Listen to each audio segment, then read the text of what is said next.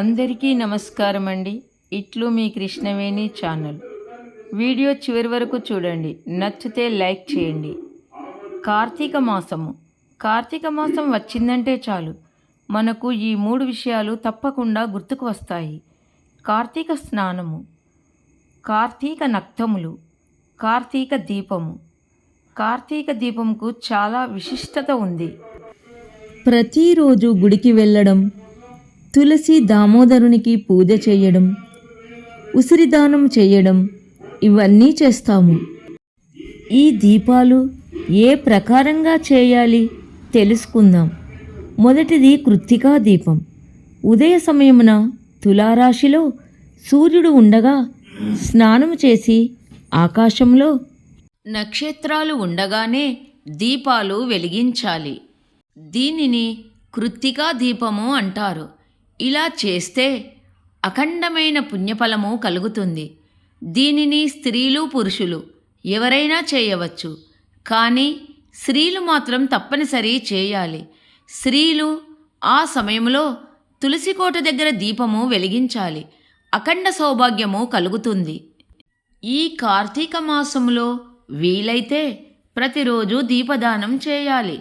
కార్తీక దామోదర ప్రీతిగా ఈ మాసం అంతా ప్రతిరోజు దీపదానం చేయాలి. చాలామంది దీపదానం చేసేటప్పుడు చాలా పొరపాట్లు చేస్తుంటారు. అదేమిటంటే, కార్తీక మాసంలో ఏదైనా ఒకరోజు వెండి ప్రమిద తీసుకొని దానిలో ఆవు నెయ్యి వేసి వెలిగించి దానిని బ్రాహ్మణునికి ఇస్తారు.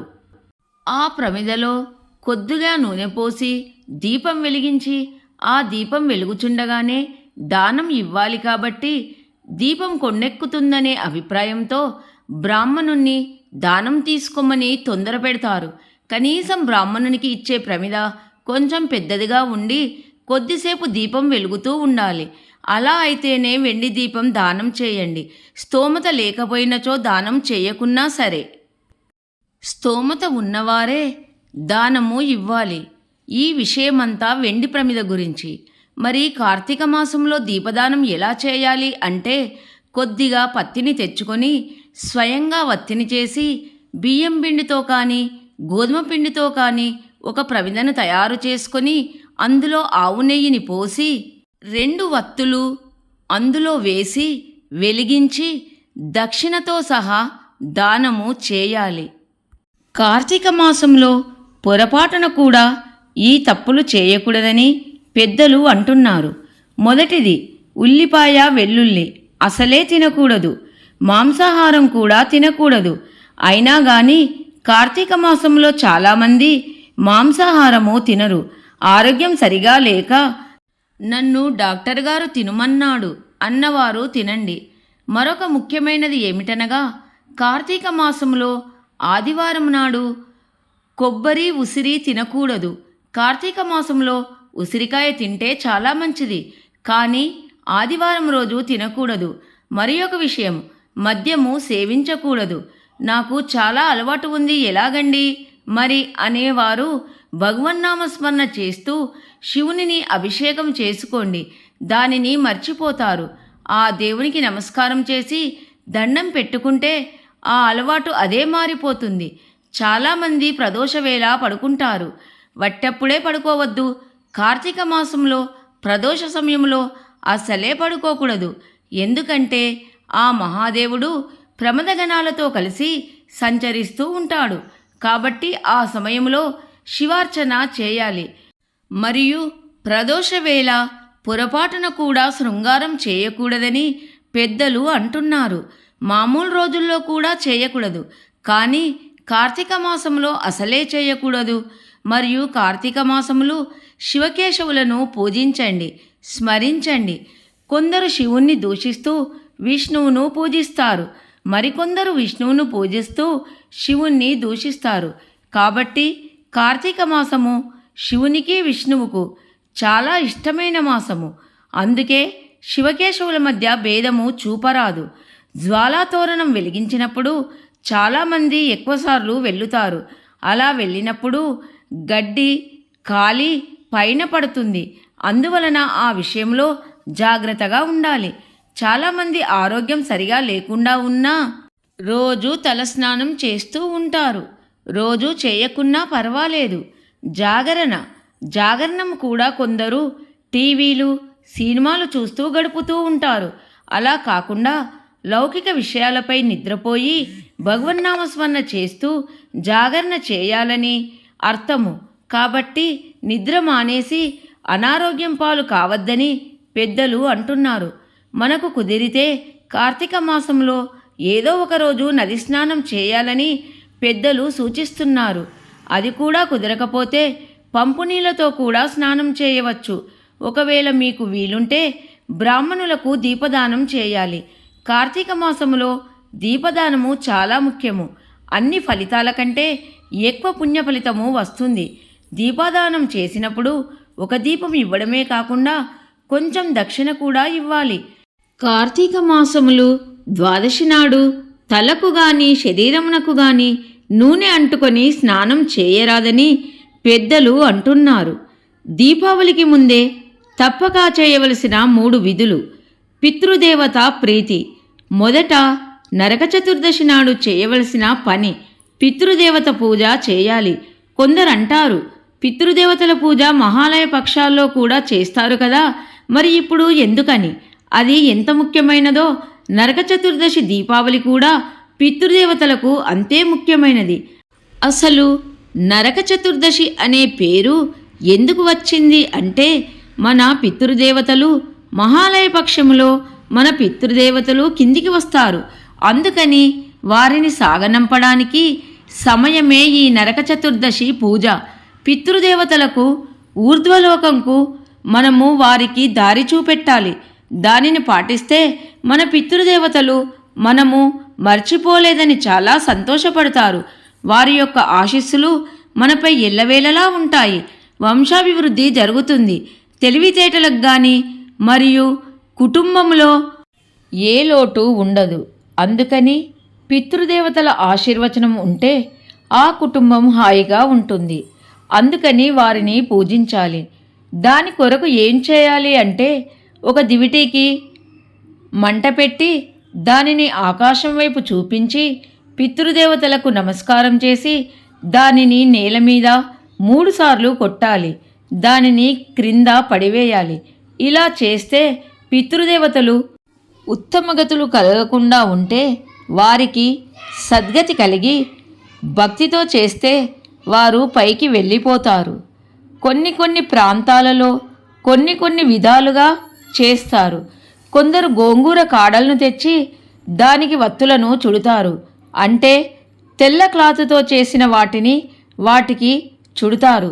వాటిని నూనెలో నానబెట్టి నరక చతుర్దశి రోజు చీకటి పడిన తర్వాత వాటిని వెలిగించి ఆకాశం వైపు చూపించి పితృదేవతలకు నమస్కారం చేసి 3 సార్లు కింద కొడతారు. మరొక ప్రాంతం వారు పెద్ద కర్రకు దివిటీలాగా చేసి ఆకాశం వైపు చూపించి పితృదేవతలకు నమస్కారం చేస్తారు. రెండవది ఏమిటంటే అలక్ష్మి ఉద్వాసన. అలక్ష్మి ఎక్కడ ఉంటుందని అంటే చీకటి ఉన్న ప్రదేశంలో మరియు అపరిశుభ్రమైన దేహంలో ఉంటుంది. అందుకని మన దేహమును ఎలా శుభ్రపరచుకోవాలి అంటే, దీపావళి రోజున సూర్యోదయానికంటే ముందే ఉదయము నువ్వుల నూనెతో శరీరమంతా నలుగు పెట్టుకొని తర్వాత నీళ్లతో అభ్యంగన స్నానము చేయాలి. అప్పుడు మన శరీరం నుండి అలక్ష్మి వెళ్ళిపోతుంది. నువ్వుల నూనె రాసుకొని స్నానం చేయగానే అలక్ష్మీదేవి వెళ్ళిపోతుందా అంటే వెళ్ళిపోతుంది. ఎందుకంటే కొన్ని తిథులలో కొన్ని పదార్థాలు యాక్టివిటీ అవుతాయి. నీటిలో గంగాదేవి యొక్క శక్తి, నువ్వుల నూనెలో లక్ష్మీదేవి యొక్క శక్తి యాక్టివిటీ అవుతాయి. సూర్యోదయానికి ముందే చేయాలి. సూర్యుడు వచ్చిన తర్వాత కాదు. ఇంటిలో ఉన్నది ఎలా పోగొట్టాలి అంటే, ఇంటిని శుభ్రపరచుకోవడం. ఇంట్లో చెత్తా చెదారము బూజులు ఉండకూడదు. అది అలక్ష్మికి నివాస స్థలము. అందుకని ఇంటిని శుభ్రపరచుకోవాలి. మొదట పూజామందిరం శుభ్రం చేసుకోవాలి. పూజామందిరంలో వాడేసిన వత్తులు, నూనె మరకలు, వాడిపోయిన పువ్వులు, అగర్బత్తి నుసి ఉంటాయి. కాబట్టి పూజా గదిని శుభ్రపరచుకోవాలి. చీకటిలో అలక్ష్మి ఉంటుంది. అందుకని ఎన్ని దీపాలు వీలైతే అన్నీ పెట్టవచ్చు. ఎందుకంటే అలక్ష్మిని సాగనంపడానికి. అలక్ష్మిని గౌరవించడం అంటే ఆమెను బయటకు పంపివేయడమే. అలక్ష్మి వెళ్ళిపోతే లక్ష్మీదేవి రావడానికి ఆ ఇల్లు సిద్ధంగా ఉంటుంది. అప్పుడు మనము లక్ష్మీదేవి పూజ చేయాలి. అంటే మన దగ్గర ఉన్న డబ్బు, నగలు అన్నీ లక్ష్మీదేవి ముందు పెట్టి, అమ్మా ఇవి అన్నీ నీవే ఇచ్చావు, నన్ను అనుగ్రహించు తల్లి, ఇవన్నీ నీవే ఇచ్చినవి అని అమ్మవారికి నమస్కారం చేయాలి. అప్పుడు అమ్మవారు చాలా సంతోషపడుతుంది. నగలను శుభ్రంగా కడిగి అమ్మవారి దగ్గర పెట్టాలి. అలాగే పెట్టకూడదు. తర్వాత అమ్మవారికి షోడశోపచార పూజ చేయాలి. ఈ వీడియో నచ్చితే లైక్ చేయండి, షేర్ చేయండి, సబ్స్క్రైబ్ చేయండి. అందరికీ ధన్యవాదములు. అసలు దీపావళి ఎప్పుడు చేసుకోవాలి?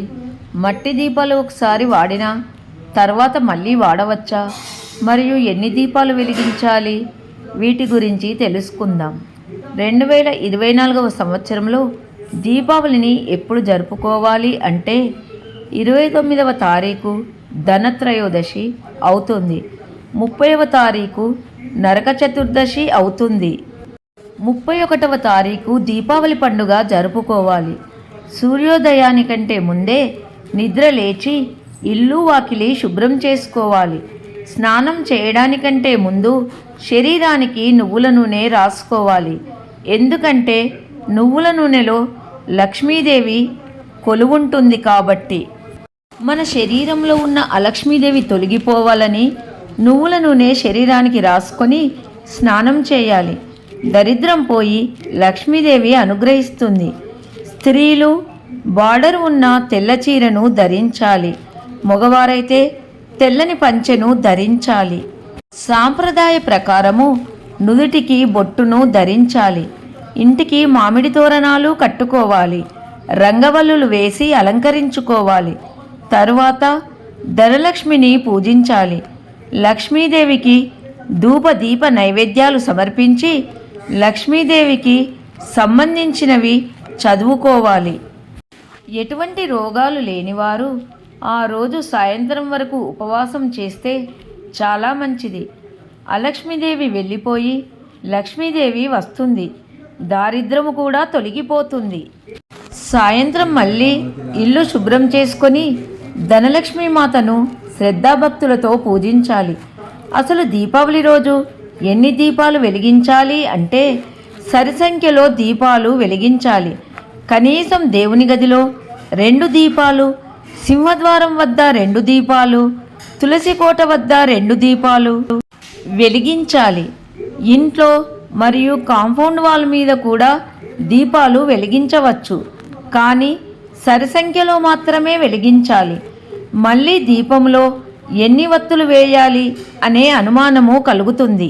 నరక చతుర్దశి రోజు, దీపావళి రోజు, అమావాస్య రోజు అంటే ఈ 3 రోజులు మనం వెలిగించే ఒక్కొక్క దీపంలో 4 వత్తులు వేయాలని పెద్దలు చెబుతున్నారు. మాకు అంత వేయడం కుదరదు అనేవాళ్ళు కనీసం 2 వత్తులైనా వేసి దీపాన్ని వెలిగించాలి. ఒక్క వత్తిని మాత్రము అస్సలు వేయకూడదు. దీపావళి రోజు మాత్రము దీపపు కుందులలో నువ్వుల నూనెతో మాత్రము దీపాన్ని వెలిగించాలి. ఎందుకంటే నువ్వుల నూనెలో లక్ష్మీదేవి ఉంటుంది. లక్ష్మీదేవి యొక్క పరిపూర్ణమైన శక్తి అందులో ఉంటుంది.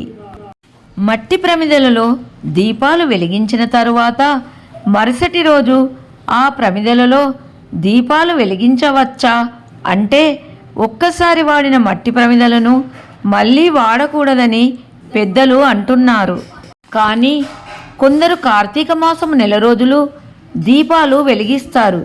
మరి ఎలా మట్టి ప్రమిదలు వాడరాదు అంటే అప్పుడు ఇత్తడి దీపాలు తీసుకొని దేవుని మందిరంలో సింహద్వారం వద్ద, తులసి కోట వద్ద వెలిగించవచ్చు. మళ్ళీ మరుసటి రోజు వాటిని కడిగి శుభ్రం చేసుకొని మళ్ళీ వెలిగించాలి. కానీ మట్టి ప్రమిదలలో వెలిగిస్తే చాలా పుణ్యఫలితం వస్తుంది. కార్తీక మాసంలో మొదలుపెట్టి అయిపోయే వరకు రోజు దీపాలు వెలిగిస్తే, ఇలా చేస్తే లక్ష్మీదేవి మనను విడిచిపెట్టి అస్సలే వెళ్ళదు. శివకేశవుల యొక్క అనుగ్రహము మనపై కలుగుతుంది. దీపాలను ధన త్రయోదశి రోజు, నరక చతుర్దశి రోజు, దీపావళి రోజు, అమావాస్య రోజు, బలిపాడ్యమి రోజు, ఈ 5 రోజులు తప్పనిసరి వెలిగించండి. మరియు యమద్వితీయ రోజు వెలిగిస్తే కూడా చాలా మంచిది. దీపావళి రోజు మాత్రము మన ఇంటిలోనే కాక ఏదైనా దేవుని గుడిలో 2 దీపాలు వెలిగించినట్లయితే మన జీవితంలో ఉన్న అంధకారాన్ని ఆ దేవుడు తొలగిస్తాడు. శివకేశవులు సంతోషంతో మన జీవితంలోని అంధకారాన్ని తొలగిస్తారు. దీపమును నేల మీద పెట్టి వెలిగించరాదు. ఒక ప్లేటు కానీ తమలపాకు కానీ పెట్టి దానిపైన ప్రమిదను పెట్టి దీపం వెలిగించాలి. దీపాలలో మాత్రం నువ్వుల నూనె వేయాలి. తామరవత్తులతో కూడా దీపాలను వెలిగించవచ్చు. మట్టి ప్రమిదల్లో వెలిగిస్తే చాలా మంచిది. లేకుంటే ఇత్తడి ప్రమిదలలో వెలిగించాలి. దీపావళి రోజు టపాసులు కాల్చవచ్చు, కానీ లక్ష్మీదేవి బొమ్మ ఉన్న లక్ష్మీ పటాసులను కాల్చవద్దు. దేవుని ఫోటోలు ఉన్న పటాసులను కాల్వకపోవడమే చాలా మంచిది. అందరికీ ధన్యవాదములు. వీడియో నచ్చినట్లయితే లైక్ చేయండి.